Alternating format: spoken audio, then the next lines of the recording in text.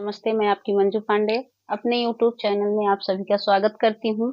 एक मजेदार गारी गीत लेके आई हूँ। बाराती गारी गीत है। आजकल के जमाने का जो बफर सिस्टम में खा रहे हैं, पहले का तो कोई अलग गारी गीत होती थी। आजकल के बफर सिस्टम का बहुत ही मजेदार एकदम नया गारी गीत लेके आई हूँ। आप लोग जरूर सुनिएगा और अपना प्यार दुलार आशीर्वाद हमें ऐसे ही देते रहिए। चैनल नए हैं तो सब्सक्राइब करना, वीडियो को ज्यादा से ज्यादा शेयर करना और फुल वॉच करके सुनिएगा। आजकल के नए जमाने की गारी गीत है, बफर सिस्टम में जब खाते हैं तब गारी गीत है, वो आप लोग सुनिए।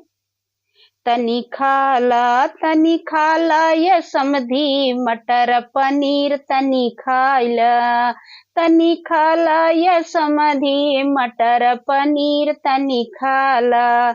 तनी खाला हो समधी मटर पनीर तनी खाला।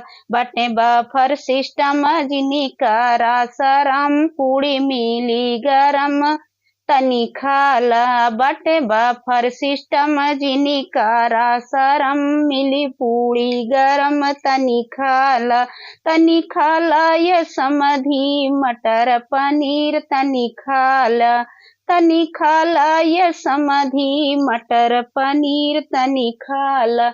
कहीं लिट्टी रखी बा, कहीं चोखा रखा बा, कहीं लिट्टी रखी बा, कहीं चोखा रखा बा, तोहरो दीदिया का गरम समोसा रखा बा तनी खाइला ये समधी मटर पनीर तनी खाइला।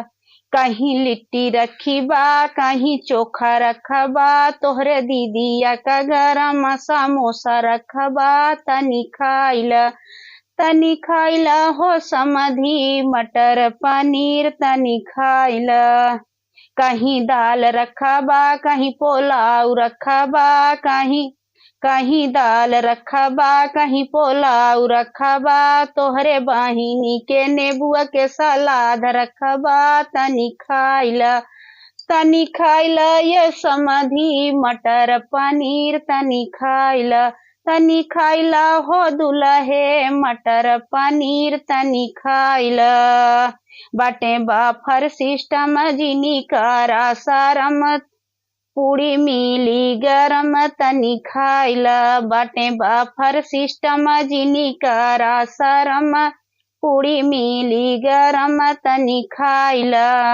तनी खाइला ये दुल्हे मटर पनीर तनी खाइला।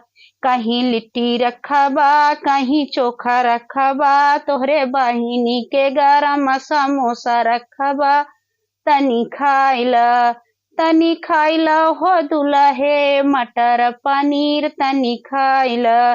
कहीं दाल रखा बा, कहीं पोलाव रखा बा, तोहरे बहिनी के नेबुआ के सलाद रखा बा तनी खाइला। कहीं दाल रखा बा, कहीं पोलाव रखा बा, तोहरे बहिनी के नेबुआ के यहाँ सलाद रखा बा तनी खाइला हो दुल्हे मटर पनीर तनी हो दुल्हे मटर पनीर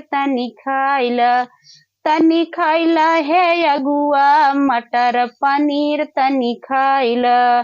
बाटे बफर सिस्टम जिनी करा सरम पूड़ी मिली गरम तनी खाइला। बाटे बफर सिस्टम जिनी करा सरम पूड़ी मिली गरम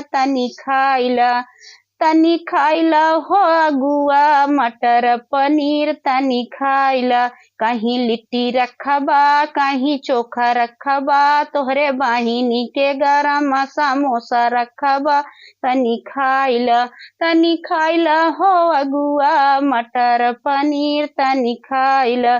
कहीं दाल रखा बा, कहीं पोलाव रखा बा, तोहरे बहिनी के नेबुआ के अचार रखा बा तनी खाइला हो अगुआ मटर पनीर तनी खाइला ये समधी मटर पनीर तनी खाइला।